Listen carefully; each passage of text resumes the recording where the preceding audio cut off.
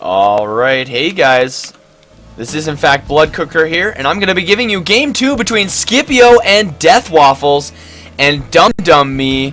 Oh man, so dumb. I'm dumber than dumber. Which is pretty dumb because, Dumb and Dumber, that's really dumb. And I didn't put the name panel up, so I did this game, and now we've got Scipio playing as none other than the Protoss pieces in the top left corner as a pretty yellow color, I might add, which was a little different from last game. And I'm surprised he switched races, but that's not actually too surprising because that's just what Brian does. I mean Scipio! It's Scipio! Frickin' A! Okay, and then we have DeathWaffles in, I must say, in the cutest shade of pink I have ever seen. It's just, that's heartwarming. I look at this and I think purple bunnies. Actually, more like pink bunnies, because he's pink. Why would I think purple? That's dumb. And, so we had a really interesting game last game. We had a quick early expansion from, actually, early double expansion from Scipio.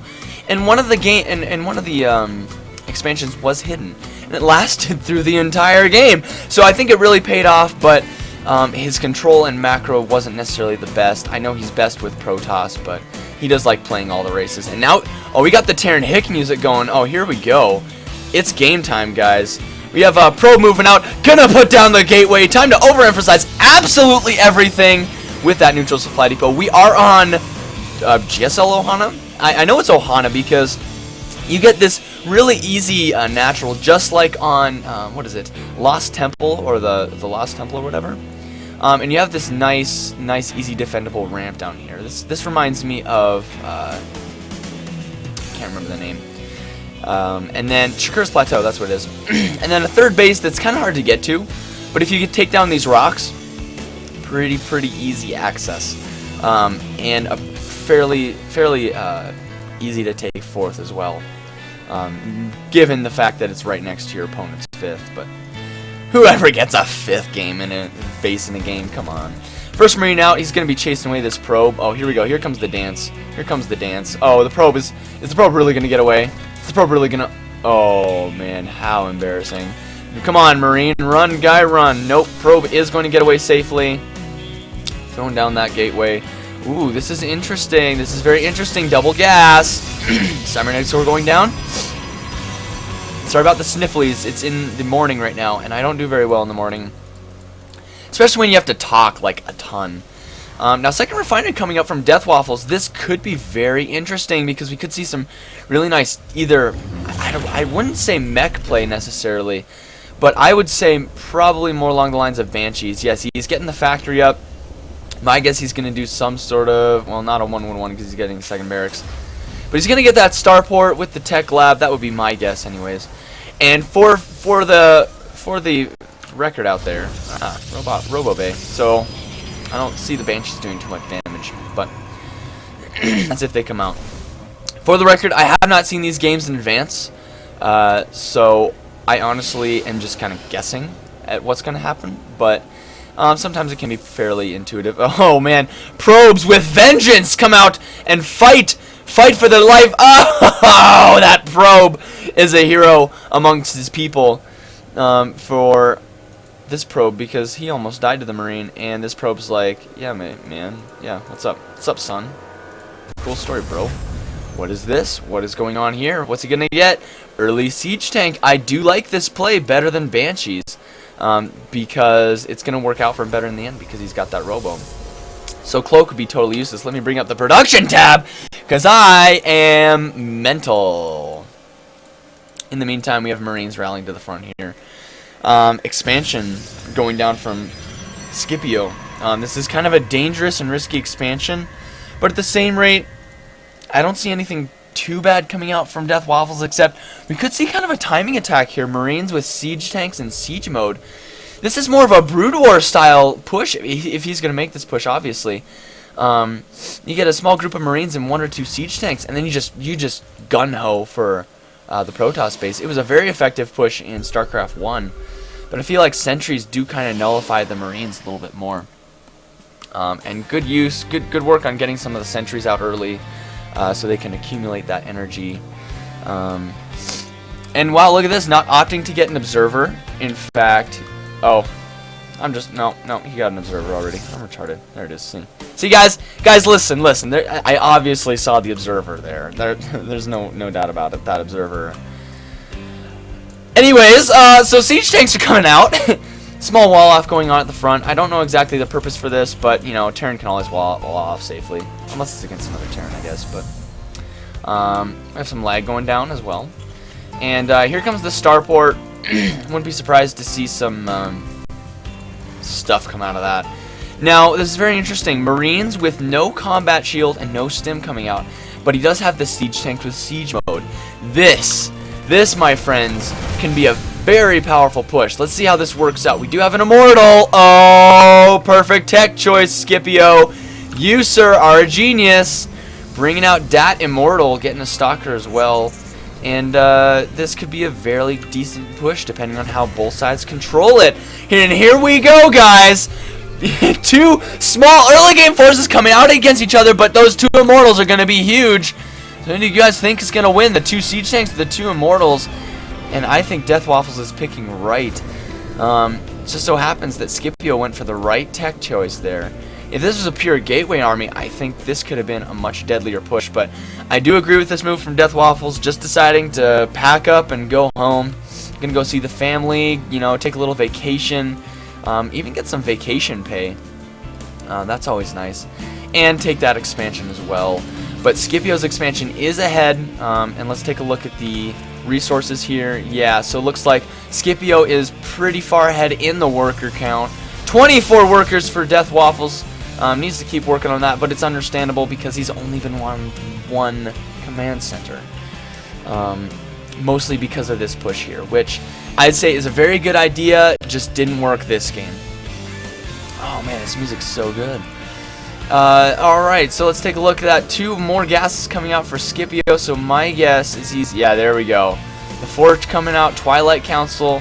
I wouldn't be surprised to either see DTs or High Templar come out either soon here. This is a decent sized army for, especially since we have some nice firepower from the Immortals, doing 50 damage versus those armored units, which are the siege tanks, so they die in 4 hits. Because I can math, guys. Guys, listen, guys. I can math, okay? Now, most people, I don't think most people know this, but I believe that an Immortal's normal attack, not versus armor, does the same as a Marauder versus armor, which is, and I mean, Marauders do lots of damage, but I guess aren't nearly as expensive, so they're a little more expendable. Yeah, Pylon going down, here we go. This could be very interesting. We have oh, this is gonna be a nice fight. If he sends the Immortals in first, we could see what actually the Immortals are good for. But no, it looks like he's gonna go for the destructible rocks, and I really like this play. If DeathWaffles, does DeathWaffles see it? Does what DeathWaffles see it? Let's see it. Oh, does he notice? That is the question. Yeah, here we go. But he's gonna have to unsiege those far tanks. Yet there we go. Rocks have gone down. Siege tank shots have been fired. And Scipio's just gonna back out. Okay, thanks, buddy. That was exciting. Doing some scouting with that medvac. And I do like this tank positioning. I think he needs to spread it out a little more, but you know, that's fine. That's totally fine. Reinforcements a little bit delayed for Scipio. If he's gonna make this attack, I feel like he needs to make it now. We even have Vikings coming out, which I don't think he's even going for the Robotech or Robo Bay Tech. No Colossus for him.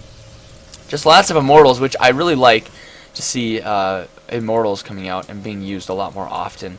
As more of the staple unit in the Protoss ball. And going a little overboard with the proxy pylons, I feel like you only need one Scipio, but you know, that's fine. That's fine. You know, whatever floats your boat. Excuse me. And no, he's not going to be able to push in there yet. Viking doing some scouting, not seeing any Colossus, so he's a little disappointed, and I would be too if I was that Viking. But Scipio, you can't just sit out here forever. You got to actually like push an attack here. He's unsieging. Now would be the perfect time to go in. But no, he's just going to siege up again, and he's going to get some free shots on those Zealots. Oh, huge shots all over. Oh, he's taking damage! Oh, man, he took huge damage. That was terrible. Every shot counts here, especially with those siege tanks doing, what, 50 damage a shot, which is the same as them, except they have a +1 upgrade now. Oh, man, here comes the big battle. Come on, let's see who's going to win. Tanks sieging up, going to attack the army, doing tons of damage, but the Immortals ripping the tanks to shreds. Those Marines doing tons of damage to everything else. The sentries really need to put up some force fields or another guardian shield, but no. Oh god, and all the siege tanks go down! And then the Immortal and the Stalker is left against a huge army of Marines, and the Marines prevail today, folks. Congratulations to the landed Viking. He got an kill. Zealots running into their doom because their life, I guess, is for ire and for hire.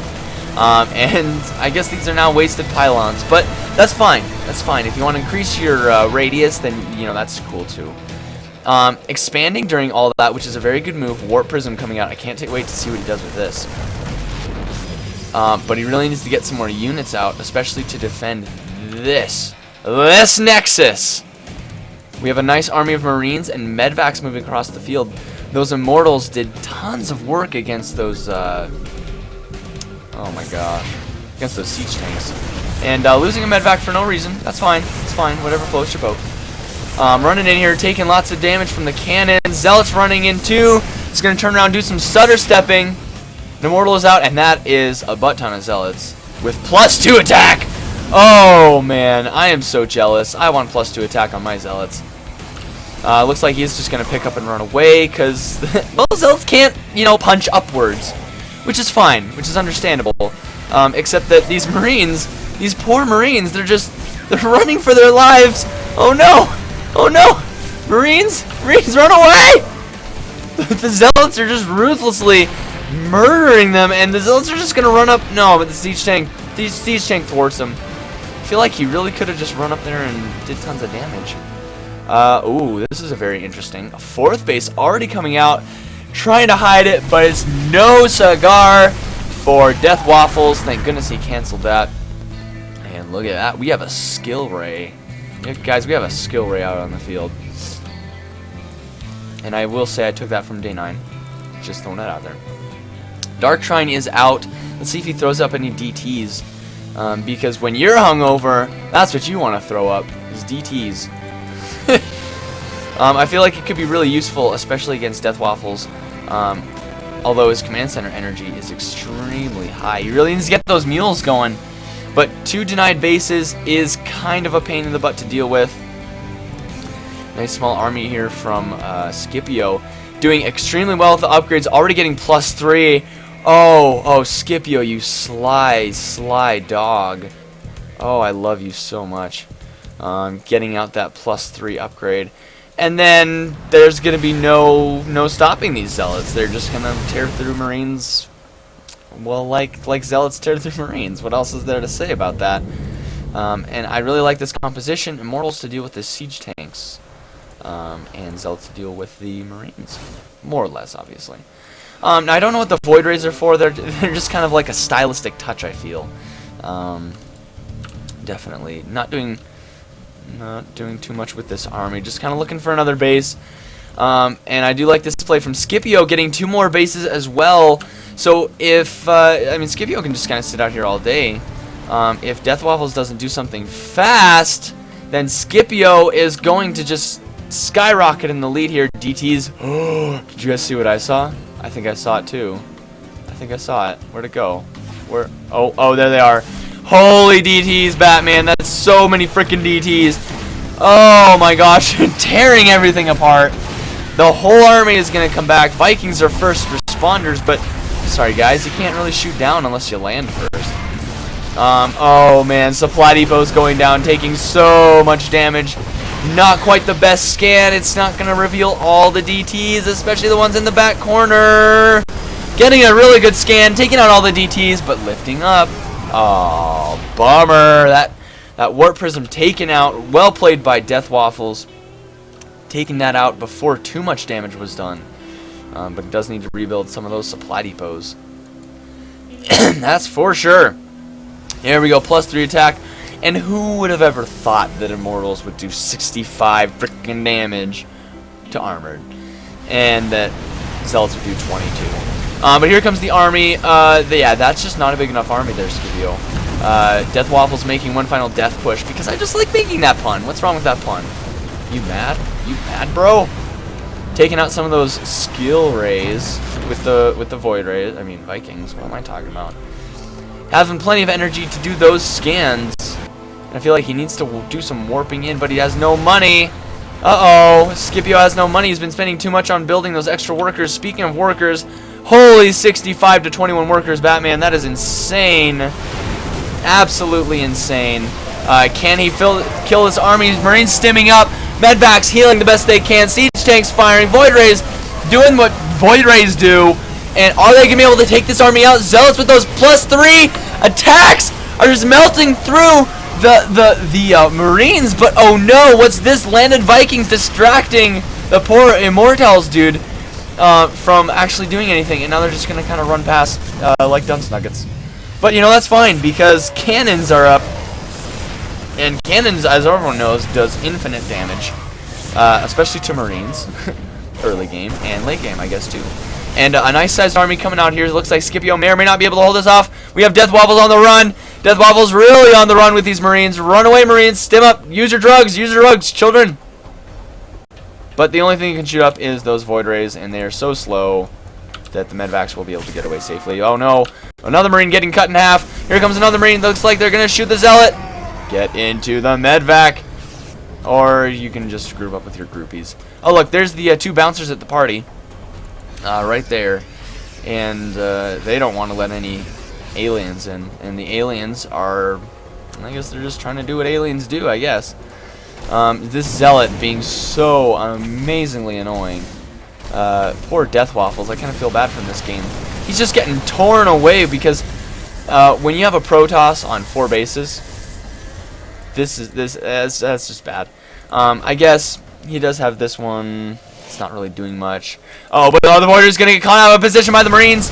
No, they're just gonna they're fine. They're just gonna meet up with the rest of the army. That's all good. But the Marines doing work against those Void Rays. Yeah, Void Rays are all down, and the Immortal is gonna die as well. The Zealots ain't gonna stand a chance against. Oh no, but they're totally unupgraded. That's so sad. So sad and depressing. And look at this, a hit squad of sentries. They're like, guys, we got this. Grab your noodles. Let's go. Our noodles can do this. And DeathWaffles probably looking to make a drop here. He really needs to get this base up and running. He needs to make more workers as well. Let's look at the income tab here. 78 to 22 workers. And then if we pull up the workers killed tab. Oh, man, Scipio, you sly dog, getting 13 kills on workers. Really taking the lead in that regard. Although, again, we see the same problem. DeathWaffles just kind of stockpiling money. Which is fine, I guess. But he's gonna... Oh, no! Oh, no! He lost one of the Medvacs that's so huge! He really needed to keep that Medvac, and now he's just gonna run away. Oh, the noodle beams! Here come the noodles! Are the noodles gonna be able to kill it? I highly doubt it, because noodles are... Well, they're noodles. They don't do anything. I guess they're +3 upgraded noodles. But what's the difference? Hey, look at that. Another siege tank coming out. Going back to his roots. I feel like for this composition to work, he really needs some higher tech units. Especially against this super high-tech army. He's got these Dark Templar and Void Ray. I would like to see more Immortals thrown in, but against all those Marines, I feel like the Dark Templar is an excellent choice. I need to put up the production tab here. And yes! Oh, Brian, you're so good at this game. Getting Colossus right when you need them. I don't know if that's game sense or if you just love doing strange things. I think it's a mix of both. Unfortunately, DeathWaffles base is under attack. These missile turrets are not gonna come up. Oh my goodness, 1 second away, and he had to cancel all of them. He better lift up this base or something. Nope, DTs are just gonna skedaddle. One's gonna get caught out of position here. Yep, there goes one. And the other two looks like may get... Oh, look, oh, that one's also gonna get taken off. There we go, Zealots running in here. Nope, just kidding, they're just gonna run away. They didn't want to party today. And who invites 3 bouncers to a party? That's kind of dumb. But I do like I do like this choice of Marauder tech. It can add some DPS against some of those units, but I do feel like Marines may be a better choice. Marines and siege tanks in this position anyways. And maybe even Hellions. Now, I don't know too much about Hellions versus Zealots, but I mean, right now, it seems like DeathWaffles is not in a very good position to switch to Hellions.